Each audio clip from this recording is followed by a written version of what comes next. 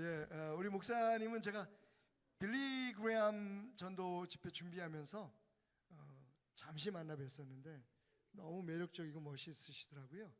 그래서 언제쯤 불러주시나 하고 기다렸는데 마침내 이렇게 불러주셔서 오늘 이 자리에 왔습니다. 혹시 여러분 그 엘리야 신드롬이라고 들어보셨나요? 엘리야 증후군이라고 들어보셨는지 모르겠습니다. 이건 그냥 교회를 대강 설렁설렁 다니는 사람들은 안 걸리는 병이에요.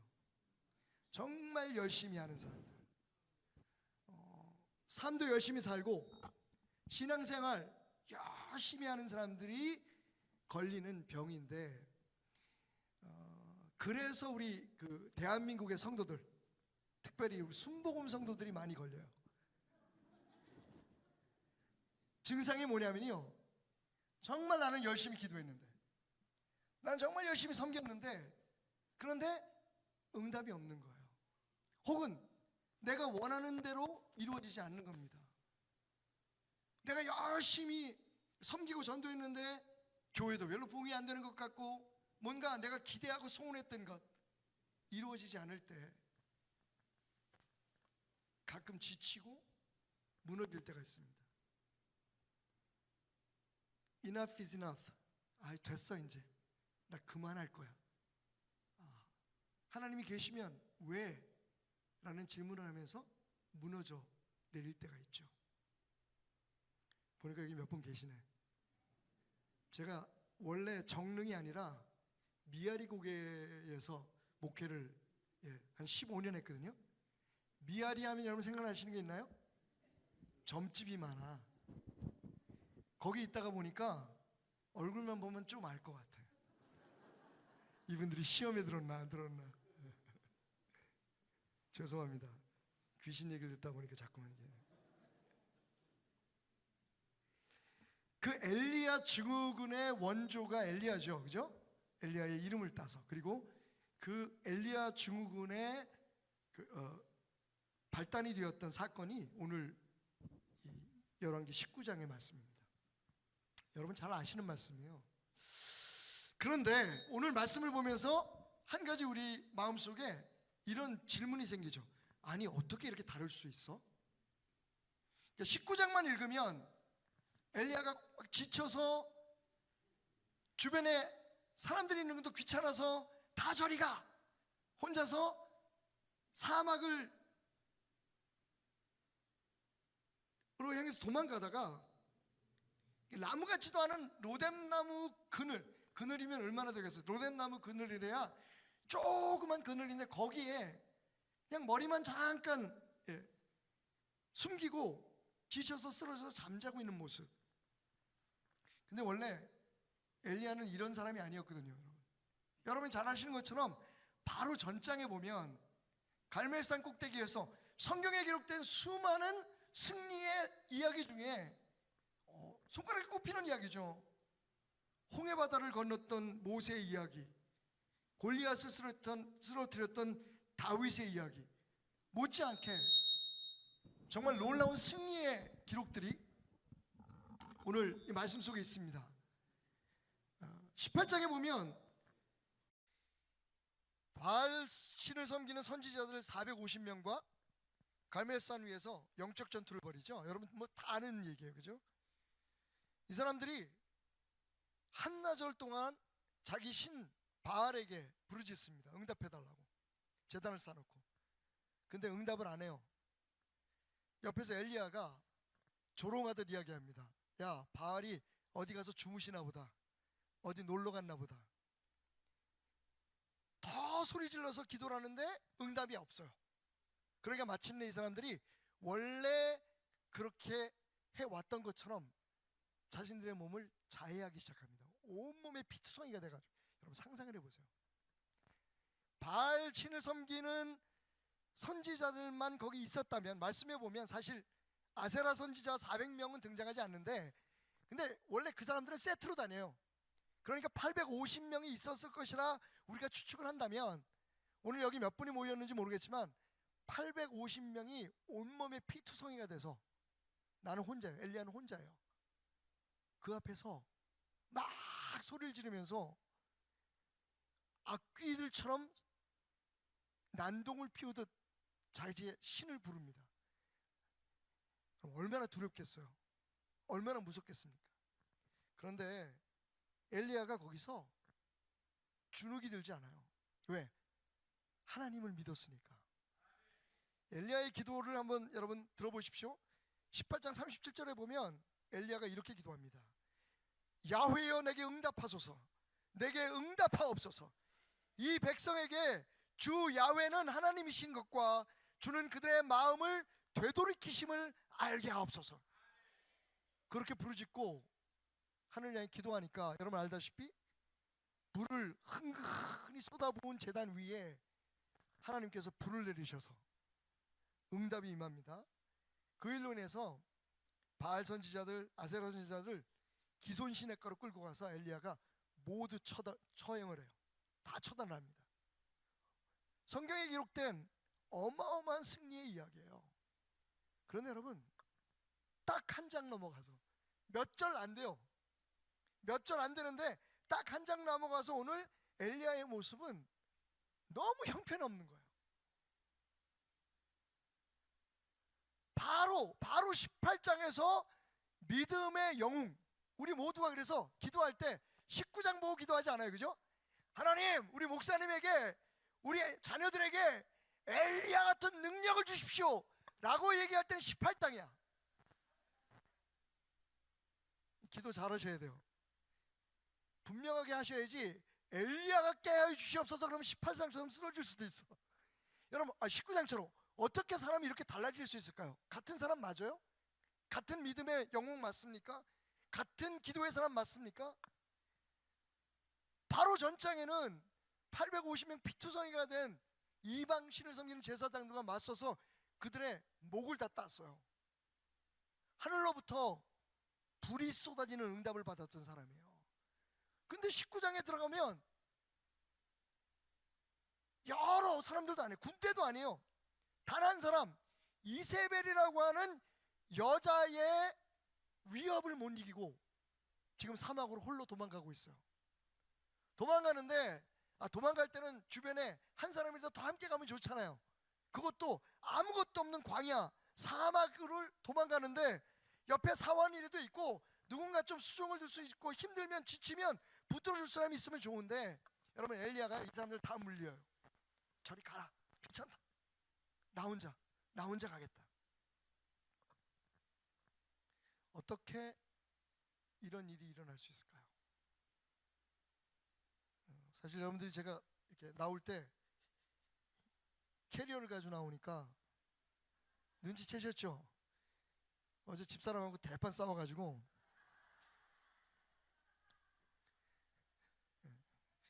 아까 목사님께서 귀신아 물러가라 그러는데 우리 집사람이 들썩 일어나서 나가려고 그러더라고요. 잔소리 귀신 저거.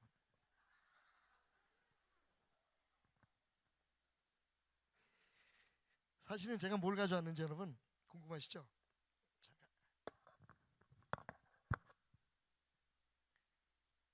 여기요.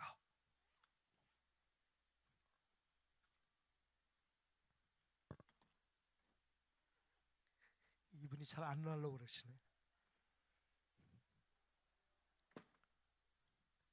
이 반응 좋네. 이런 분이 계세요. 여러분, 제가 그냥 말씀으로 설명해도 좋겠지만 직접 여러분들께 보여드리려고 한 분을 모시고 왔습니다. 잘 보니까 우리 젊었을 때 목사님 얼굴 같기도 하고 여러분 어떻게 한때 그렇게 용맹스러웠던 용사 승리의 영웅 엘리야가 이렇게 나약하게 쓰러졌을까? 그래서 엘리야 신드롬이라는 말까지 만들어냈을까? 이해하는 거 어렵지 않습니다. 우리가 어떻게 만들어졌는지를 알면 돼요. 여러분 창세기 2장 7절을 보면 하나님께서 인간을 만드실 때 뭘로 만드셨죠? 흙으로 만드셨죠. 옆 사람 이름 한번 만져보세요. 흙인가? 하나님께서 처음 만드신 인간은 아마 이런 모습이었을 거예요. 그죠? 우리의 하드웨어라 그러죠. 우리가 지금 이렇게 막 부드럽고 따뜻하고 하지만 사실은 원래 이런 흙으로 만들어졌단 말이에요. 근데 하나님께서 흙으로 만드시고 어떻게 하셨어요? 그 코에 이거 안 된다. 좀 야해서 코에다 생기를 불어넣었더니 여러분처럼 은혜롭고 아름다운 사람들, 성경은 생명이 되었다, 살아있는 영혼을 가진 존재가 되었다라고 말합니다. 이게 사람이에요. 물론 철학자들은 뭐 인간을 생각하는 갈대다라고 얘기도 하고, 그죠? 뭐 의사들에게 인간은 뭡니까? 그러면 근육이 몇 그램이고 뼈가 몇 개고 뭐 이렇게 설명할 거예요, 그죠? 우리 몸에 있는 뉴런, 뭐 신경계에 그게 뭐 몇 미터가 되고 이렇게 설명을 할 거예요. 그런데 어렵게 돌아가지 말고 하나님의 말씀이 우리를 무엇으로 만드셨는지를 보면 인간을 이해하는 것 어렵지 않습니다. 그러니까 인간의 겉모습은 흙으로 됐어요, 이렇게. 그런데 여기에 하나님께서 생기를, 성령을, 그죠? 하나님의 영을, 생명을 불어넣으시니까 우리처럼 이렇게 살아있는 존재가 된 거예요. 이게 바로 저와 여러분의 모습입니다.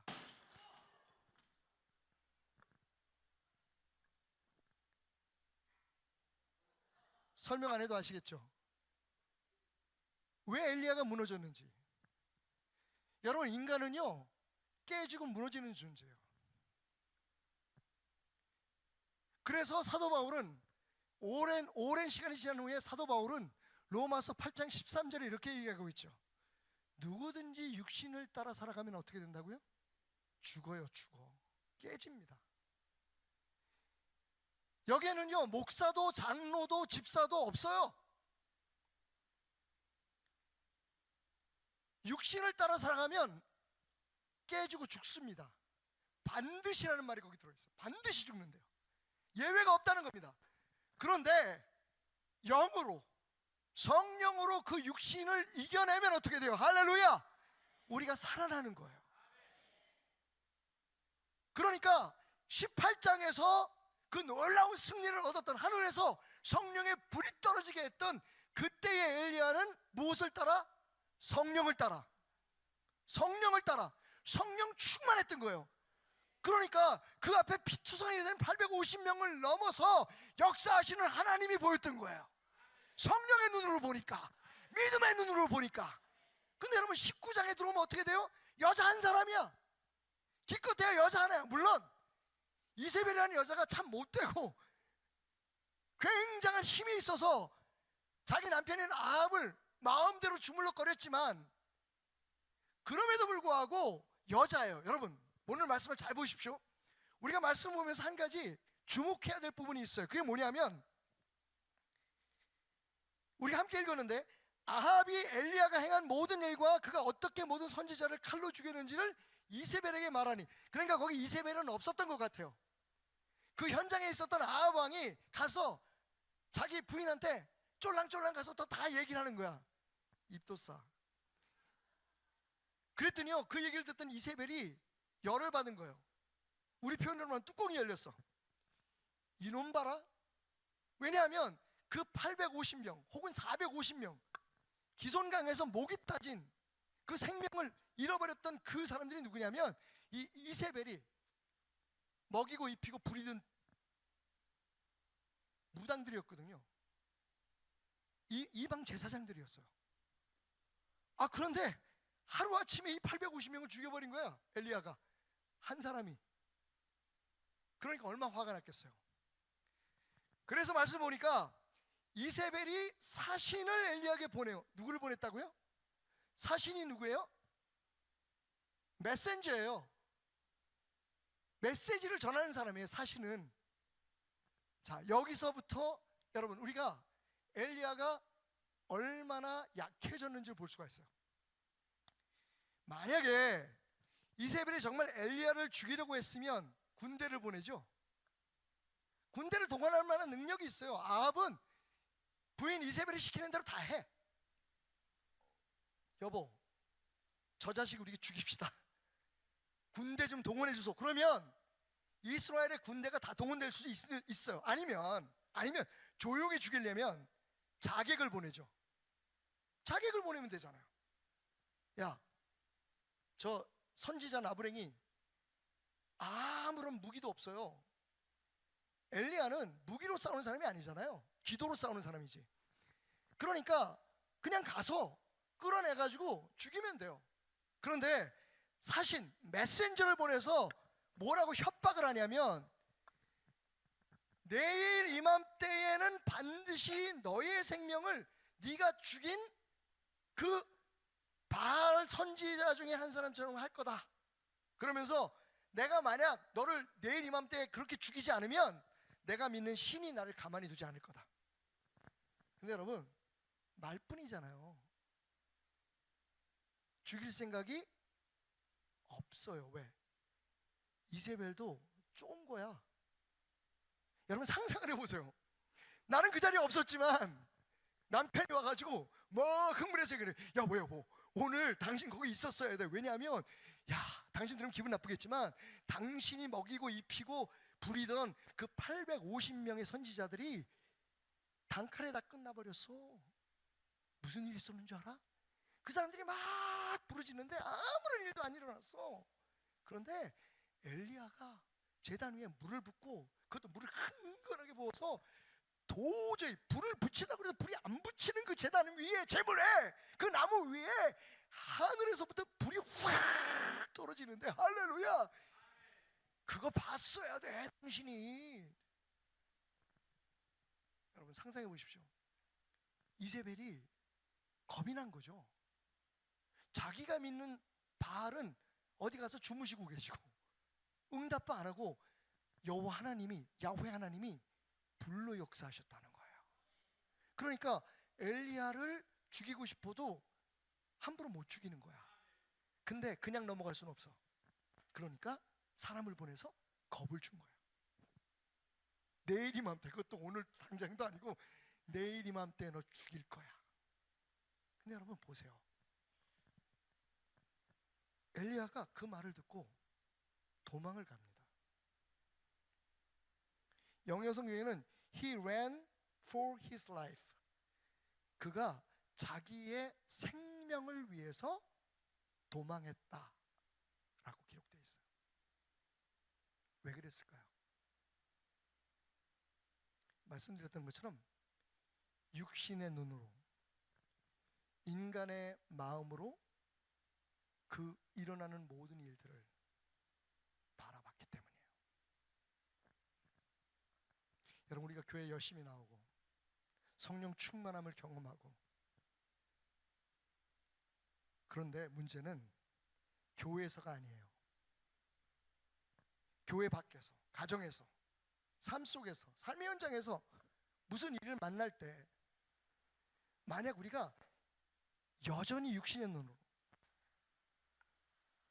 여전히 육신의 느낌으로, 육신의 판단으로 그것을 바라보게 될 때 우리는 엘리야처럼 무너질 수밖에 없어요.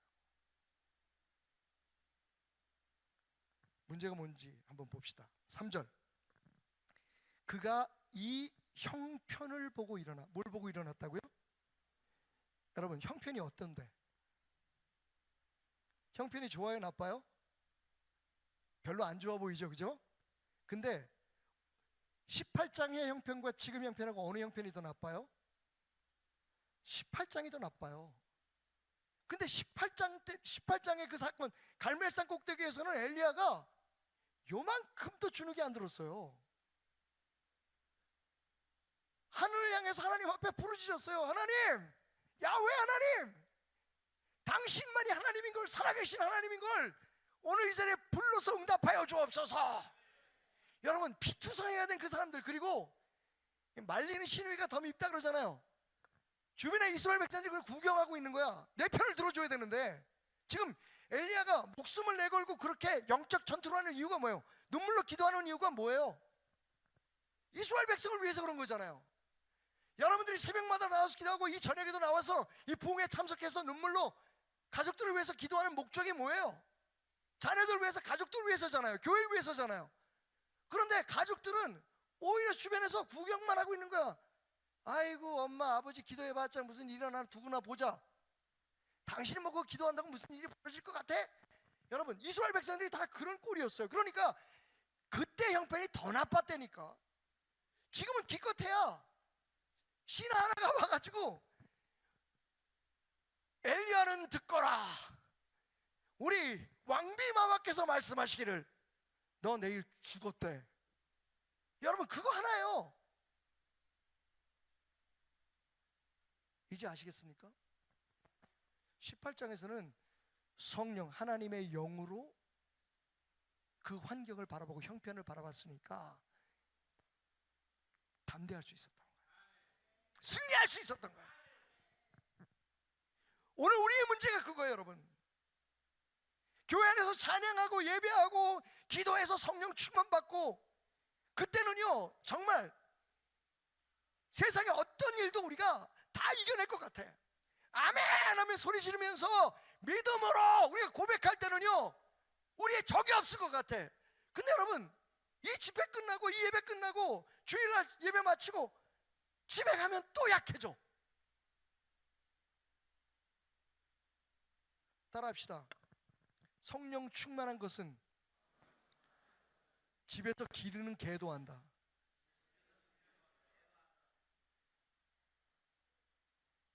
되게 천박해 보이지만 여러분, 진리예요. 우리 주인이 순복음 의정부에 가서 부흥회 첫날 집회를 참석했는데 강사가 박태남이래. 근데 얼마나 성령 충만했는지. 걔가 어떻게 할까요? 집에 와가지고 대하는 게 달라. 오자마자 쓰다듬어 주고, 옛날에는 밥 줄 때도 이렇게 툭 던져주더니 아이고 우리 예쁜 강아지 새끼 이러고 밥을 주는 거야. 왜? 성령 충만하니까. 근데 교회는 갔다 왔는데 들어오자마자 에이 개새끼 이러고 발로 차. 밥도 툭 던져. 야 먹어 임마 이 새끼야. 주인도 몰라보고 말이야. 그 사람은 성령 받은 거야 안 받은 거야? 알기는. 여러분, 정말 너무 단순한 진리예요. 우리는 흙으로 만들어지고 성령으로 살아난 존재이기 때문에 성령으로 살아야 강할 수 있어요. 성령으로 살아야 살아낼 수 있어요. 성령으로 살아야 이겨낼 수 있어요. 그 뭘 봐야 돼요, 여러분? 어떤 형편을 봐야 돼요? 성령의 눈으로. 똑같은 상황이지만 똑같은 문제지만 성령의 눈으로 바라봐야 돼요. 그게 성령 충만의 비밀이에요. 그냥 뭐 방언하고 입신하고 능력 나타나고 이것도 성령 충만의 능력이지만 그게 우리의 삶에 직접적으로 적용이 되고 반영이 되지 않는다면 여러분, 성령은 우리로 하여금 세상을 이기게 만들어요. 사탄이요, 왜 우리를 그렇게 집요하게 괴롭히는지 아십니까? 오늘 보면 엘리야가 사탄의 시험에 넘어간 것 같아요. 왜 약해지는지 아세요? 사탄은 하나님과 맞짱을 뜰 수가 없어. 믿으시면 아멘 하십시오. 한참 무슨 귀신론 주장하고 그랬던 베레아라는 학파가 있었는데 거기서는요 마치 이 사탄이 무슨 귀신이 예수님과 맞짱 뜨고 하나님과 맞짱 뜨는 존재인 것처럼 가르쳤어요. 이분들이 하나님을 믿는 건지 귀신님을 믿는 건지. 여러분, 귀신 있어요? 성경은 분명히 우리에게 악한 영들이 역사하고 있다고 말해요. 그런데 얘네들이 하나님을 이겨내지 못하니까 어떻게, 여러분, 아주 단순한 진리예요. 여러분, 옆집 아저씨가 너무 무서워. 근데 이 아저씨를 골탕 먹이고 싶은데 이 아저씨를 내가 이겨낼 힘이 없어. 그럼 어떻게 해요? 그 집 아들을 패면 돼.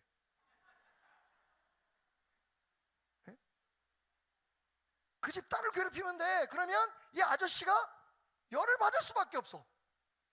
여러분, 왜 사탄이 우리를 자꾸만 괴롭히는 줄 아세요? 왜 귀신들이 우리를 이렇게 힘들게 하는 줄 아십니까? 하나님하고는 맞짱이 안 돼. 사탄이 무슨 일을 하든지 여러분, 우리에게 어떤 시련과 연단을 줘도 하나님이 허락하시지 않으면 안 돼. 그래서 우리가 믿을 수 있는 거예요. 하나님이 다 컨트롤하신다니까. 우리 야훼 하나님 그런 분이세요.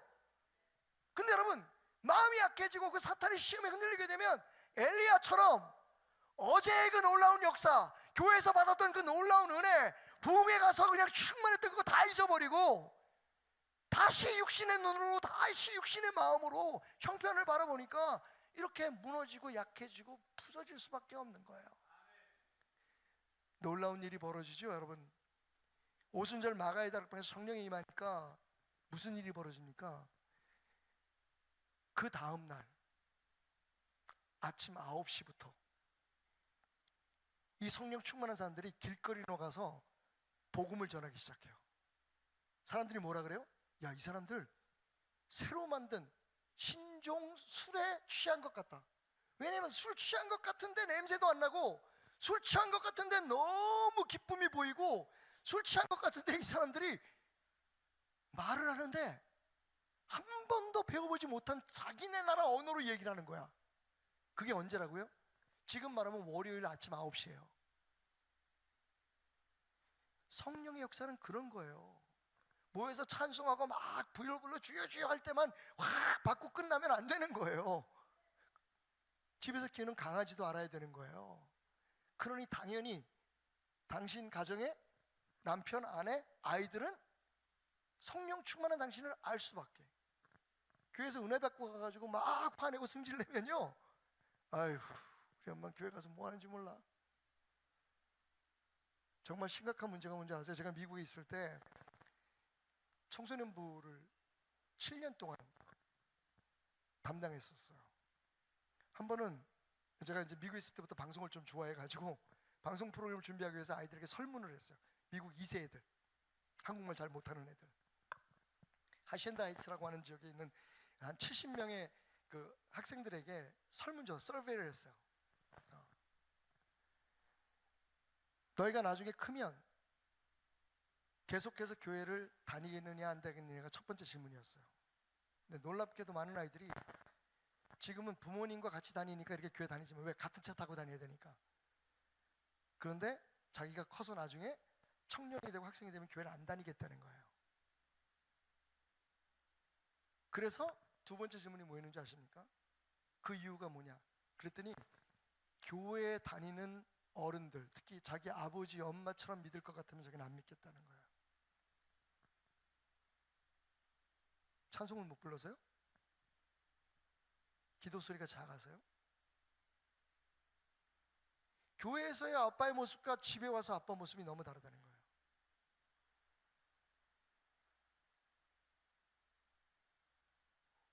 교회에서는 성령 충만하니까, 집에 오면 육신이 충만하니까.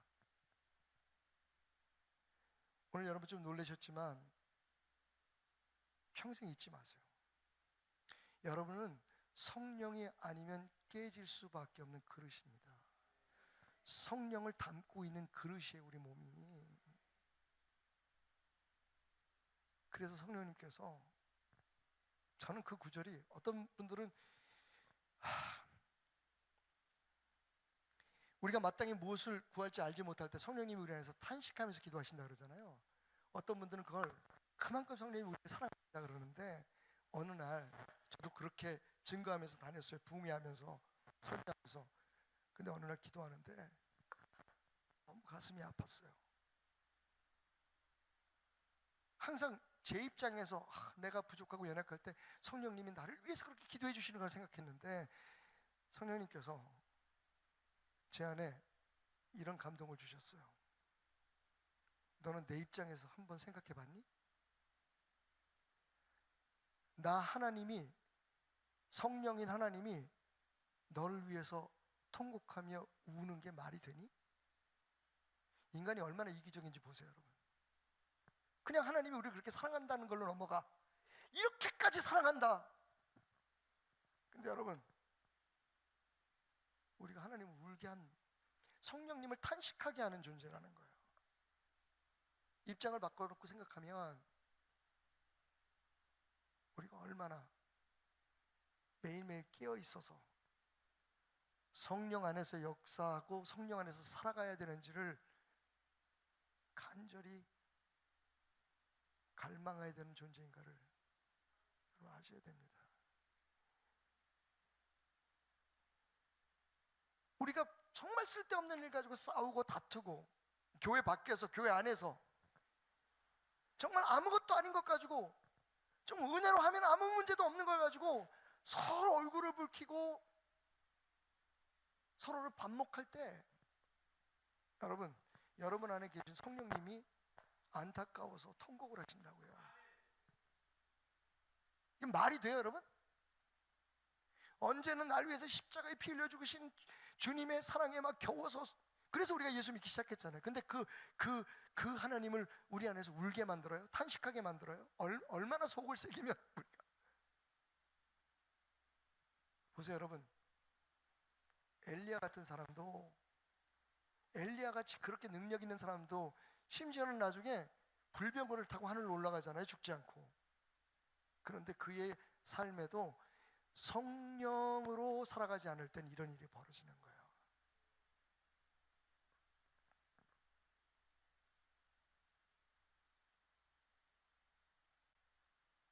고린도서 10장 12절에서 말하는 거죠. 그래서 스스로 서 있다고, 내가 믿음이 이 정도면 충분해 라고 말하는 사람들은 넘어질까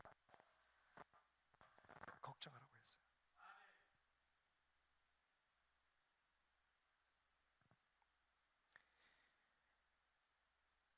그럼 왜 갑자기 그렇게 성령 충만했던 사람이 이렇게 육신적인 생각과 육신적인 마음으로 형편을 바라보게 되었을까요? 그의 입에서 나온 말을 들어보면 알아요. 4절, 자기 자신을 광야로 들어가 하룻길쯤 가서 한 노뎀나무 아래 앉아서 자기가 죽기를 원하여 이르되. 이런 거죠. 하나님, 차라리 저 죽여주십시오. 그 이유가 뭡니까? 그가 자기 입으로 이렇게 얘기해요. 여호와여, 야훼여, 넉넉하오니 I have had enough. 영어로 표현하면 이런 거예요. Enough is enough. 저 진짜 할 만큼 했거든요.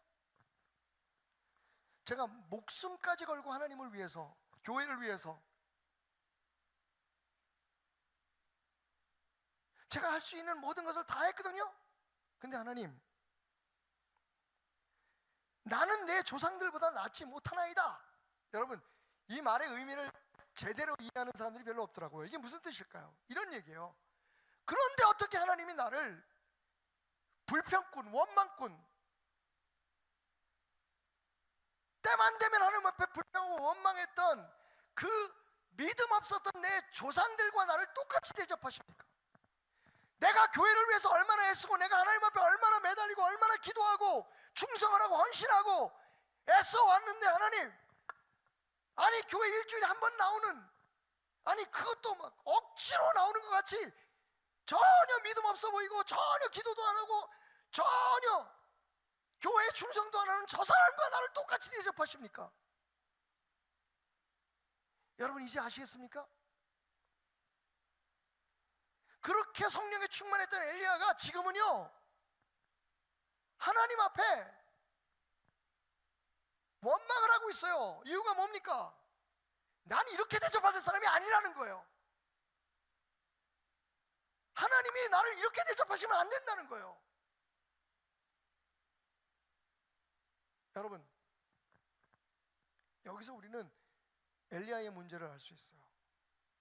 엘리야는 하나님을 위해서 일한 게 아니었습니다. 아니, 하나님을 위해서 일했을지 모르지만 거기 살아있는 자기가 있었어요.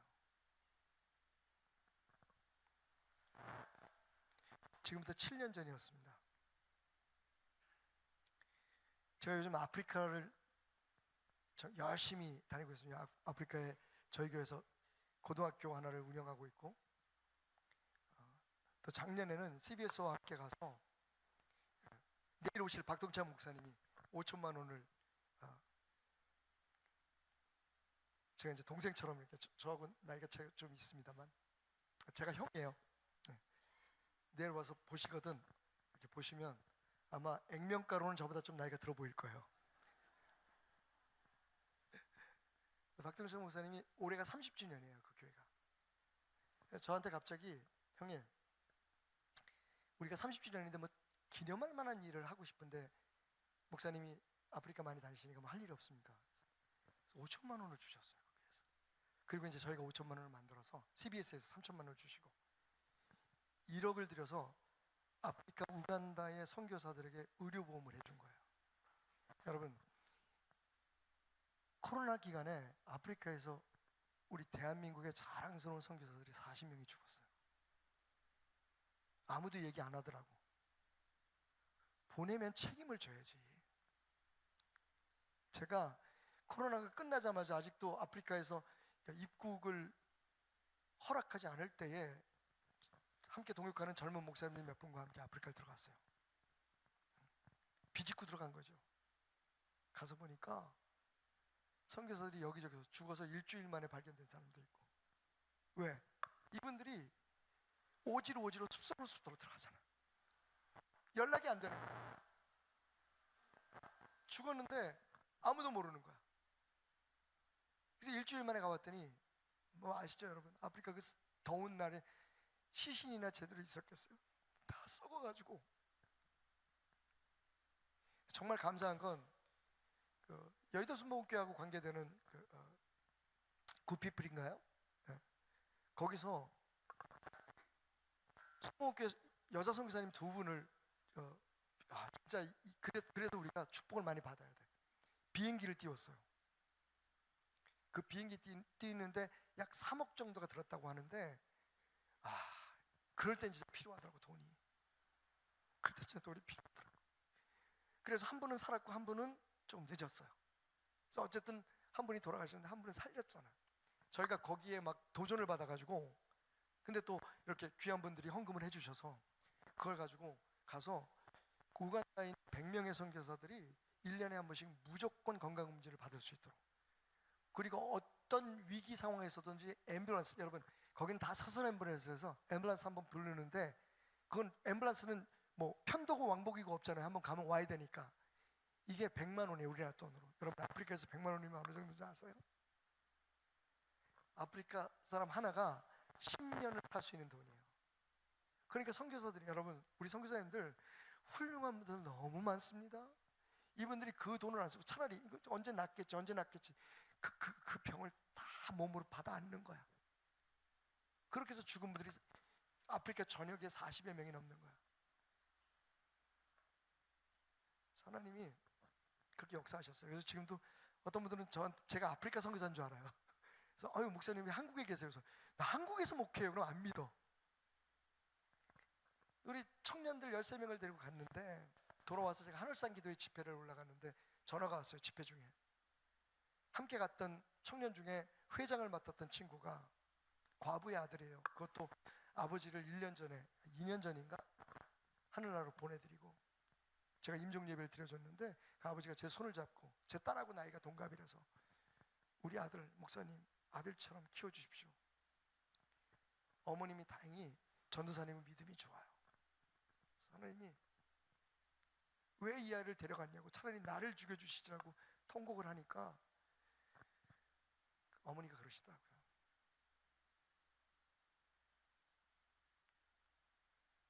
성도 가정에 아이를 데려갔으면 목사님 차라리 제가 믿음으로 이길 만하다고 생각하셨으니까 힘들지만 어렵지만 내 아들을 데리고 가셨잖아요.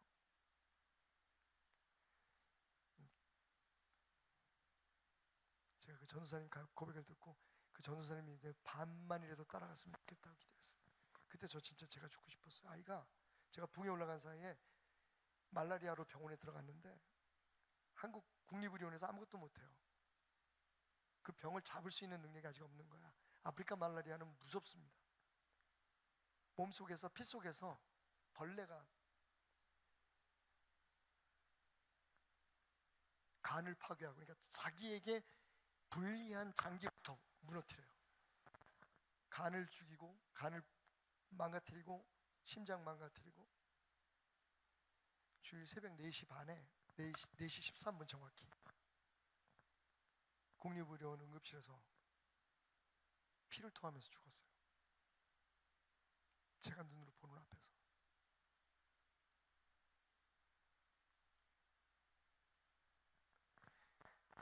주일날 1부 예배를 드리기 위해서 8시 반 예배를 드리기 위해서 교회에서 설교를 하는데 여러분, 제 평생에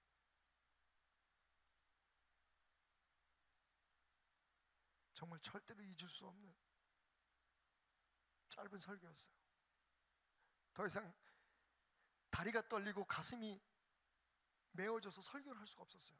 그대로 내려와가지고 장로님들을 당회를 소집하고, 저희는 이제 당회라고 안 부르고 청지교회라고 부르는데, 제가 사임 의사를 밝혔어요. 지금부터 7년 전입니다. 교회가 난리가 났죠. 긴 얘기는 나중에 다시 불러주시면 하도록 하고, 그때 제가 알았어요. 그때까지 했던 모든 일들이 단기 선교, 장기 선교 안 된 일이 없었어요. 저는 선교지 가면 날라다니거든요. 선교지 가면 너무 행복해요. 그래서 지금도 나는 담임 목사가 내 사명이 아닌가 보다 생각할 때가 많아요. 그 냄새나고 병들어 있는 사람을 가슴에 안고 기도할 때마다 제가 살아있는 것 같아요. 나를 주의 종으로 삼아주셔서 너무 감사하다는 고백을 하는데, 근데 여러분, 그렇게 문제없이 잘 되고 성공적이라고 생각했던 그 모든 선교가 사실은 생각해보니까 내 힘으로 한 것이 아니라는 걸 제가 잊고 있었어요.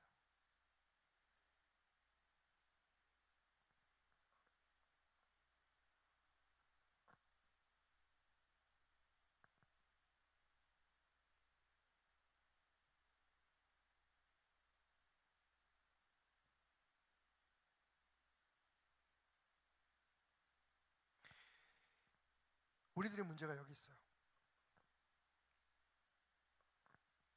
엘리야처럼 하나님 나 할 만큼 했어요. 기도도 이만큼 했으면 됐지 뭐. 남들 이 월요일 저녁에 피곤할 때 예배도 참석 안 하는 사람들은 많잖아요 지금, 그죠? 그 사람들은 뭐라고 하지 마시고 오늘 이 시간은 여러분 자신을 보세요.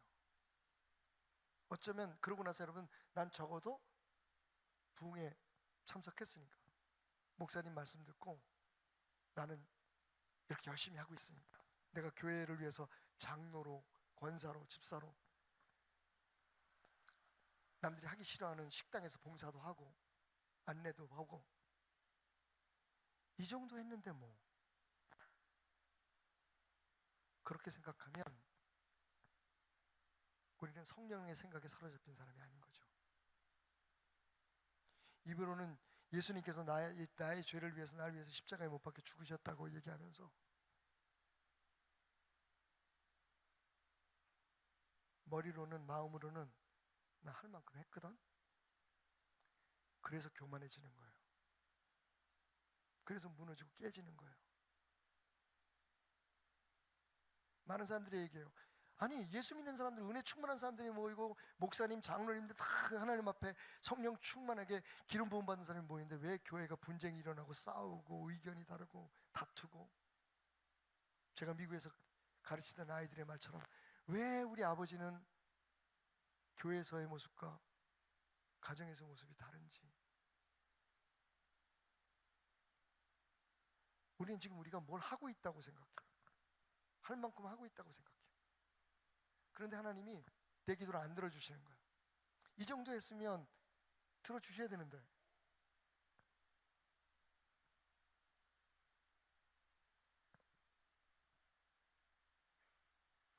그 이후로 제가 깨달은 게 뭔지 아세요?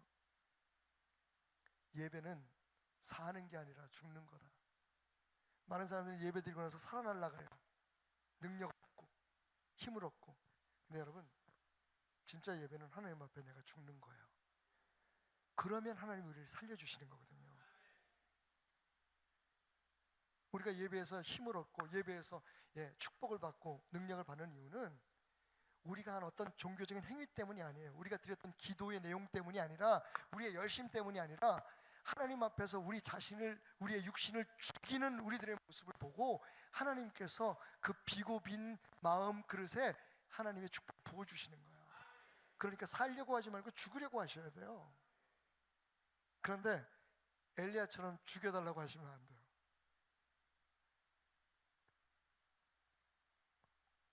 생각보다 시간이 길지 않아서 마무리를 치면, 그런데 여러분, 이렇게 불평하고 원망하고 교만하게 하나님 앞에, 요즘 젊은이들 표현으로 하면 계기는, 엘리야를 하나님께서 어떻게 대접하시나요? 하나님 천사를 보내세요. 거기가 어디라고? 여러분, 한 가지만 물어볼게요. 어떻게 하나님께서 엘리야가 거기 그 로뎀 나무에 아무도 없이 혼자서 쓰러져 있는 것을 알 수 있었을까요? 1번, 내비게이션이 GPS가 있어서. 2번, 휴대폰 위치 추적. 3번, 하나님은 한 번도 엘리야에게서 눈을 떼신 적이 없으셔서. 그렇게 불평하고 원망하는 엘리야를 하나님께서 천사를 보내셔서 위로하고 어루만지십니다. 지 잘난 줄 알고, 내 힘으로 했는 줄 알고, 그렇게 교만하게 잘한다, 잘 나간다, 이 정도면 내가 괜찮지 라고 뻐기고 교만하다가 내가 아무것도 아닌 것을, 내 아들 같은 아이를 죽이고 나서야 하나님 차라리 나를 죽이시지, 피를 토하듯 하나님 앞에 내가 무너지고 나서야, 하나님 당신 없으면 나는 아무것도, 이젠 한 걸음도 단 일주일도 목회할 수 없습니다라고 고백하게 될 때에, 그때 하나님은 거기 계셨어요. 엘리야를 찾아오셨던 것처럼. 어떻게 살아났냐고요? 이 말씀에서 저는 힌트를 얻었어요. 그렇게 온 천사가 엘리야를 어루만지며 일으켜서 엘리야에게 뭘 줍니까? 머리맡에 숯불에 구운 떡과, 여러분, 숯불에 구운 떡과 따끈따끈한 떡과, 그리고 한 병의 물을 줍니다. 굳이 설명이 더 필요하겠습니까? 떡은 말씀이죠. 한 병의 생수는 성령이죠. 예수님께서 말씀하셨습니다. 내가 생명의 떡이고 내가 주는 물을 마시면 영원히 목마르지 않을 것이다. 제가 어떻게 일어날 수 있었느냐고요? 여러분, 기대하신 것보다 너무 단순하고 수준이 얕아서 죄송합니다만 다른 방법이 없었어요. 죽으라고 말씀을 읽었어요. 제가 목사로서 얼마나 게을렀는지, 얼마나 교만했는지, 내 지식으로, 지혜로, 내 짬밥으로, 내 경험으로 목회를 하고 있었다는 것을 알고, 성령님 다시 한번 충만케 하소서. 그 한 병의 물을 갈망하며 하나님 앞에 엎어졌을 때, 그때 저는 엘리야의 어깨를 어루만지시던 하나님의 손길을 다시 느낄 수 있었어요. 하나님이 엘리야에게 말씀하십니다. 이 떡과 물을 먹고 힘을 내라. 네가 가야 할 길을 힘이 없어서 쓰러져서 못 갈까 하노라. 여러분, 충분하십니까? 하나님에 대한 여러분의 사랑이 충분하십니까? 여러분, 정말 여러분이 원하는 축복을 받고 여러분들이 원하는 교회의 부흥을 위해서 여러분들이 충분히 기도하시고 충분히 말씀으로 충만하고 충분히 섬겼다고 생각하십니까? 불평하고 원망하고 투정 부리고 자기를 주장하고 다툴 만큼 여러분은 충분하셨습니까? 예수님은 우리를 십자가에 피 흘려 죽으셔서 우리를 살려놓으시고도 우리 안에 성령님으로 오셔서 말할 수 없는 탄식으로 한 번만 더 힘을 내자, 한 번만 더 깨닫자, 다시 말씀으로, 다시 성령으로 일어나자, 말할 수 없는 탄식으로 우리 안에서 통곡하고 계시는데, 우리는 얼마나 충분히 섬겼다고, 얼마나 충분히 기도했다고, 얼마나 충분히 성령님의 충만한 인도하심 속에 살았다고, 자녀를 위해서, 가정을 위해서, 교회를 위해서 우리가 얼마나 기도했다고.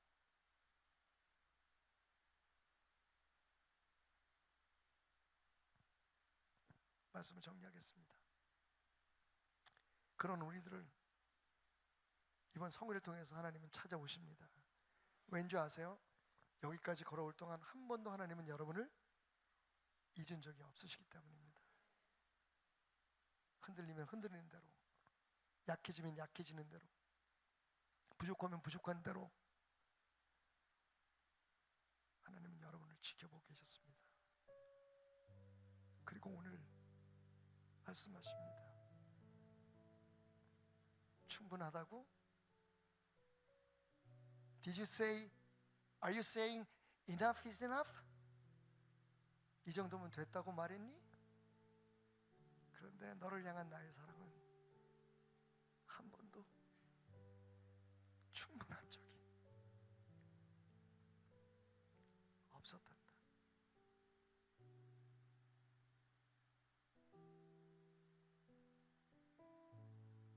육신을 따라 살지 마시고 성령님의 충만함으로 그 육신의 소욕을 이기십시오. 우리는 그렇게 만들어진 존재이기 때문입니다. 그래서 주님께서, 성령님께서 오늘 찾아오셔서 예배하고 기도하는 이 자리에서 우리를 말씀으로 먹이시고 이제 성령으로 충만케 하셔서 다시 성령의 눈으로 세상을 바라보고 성령의 가슴으로 세상을 품어 안을 수 있도록, 그래서 정말 그렇게 밉고 속만 새기는 것 같아서 얄미웠던 남편도 아내도 자식 새끼들도 성령의 눈으로 바라보면 실패하고 넘어지고 교만한 우리들까지도 포기하지 않으시는 그분의 눈으로 바라보게 하시고 그분의 가슴으로 사랑하게 하시고 심지어는 원수까지도 위해서 기도할 수 있도록, 교회를 위해서 정말 하나님이 원하는 그 기도, 하나님이 원하시는 그 섬김을 할 수 있도록 나를 내세우지 아니하고 내 생각대로가 아니라 그분의 인도하심 따라, 그분의 은혜에 따라 살아갈 수 있도록 오늘 역사해 주시기를 우리 함께 간구하십시다. 약속하셨습니다. 너희가 기도하면 내가 부어주리라. 오늘 그 놀라운 성령의 역사가 우리에게 임하기를 소원하면서 우리 오른손을 들고 우리 이 찬양으로 다시 한번 고백해 보십시다. 성령의 임하심을 간구하면서 날이 저물어 갈 때, 빈들에서 걸을 때, 그때가 하나님의 때, 내 힘으로 안 될 때, 내 힘으로 안 될 때, 빈손으로 걸을 때 내가 고백해 여호와 이래. 다시 한번 고백합시다. 날이 저물어 갈 때, 빈들에서 걸을 때, 그때가 하나님의 때, 내 힘으로 안 될 때, 빈손으로 걸을 때 내가 고백해 여호와 이래. 주님께서 일하십니다. 주가 일하시네, 주가 일하시네. 주께 아끼지 않는 자에게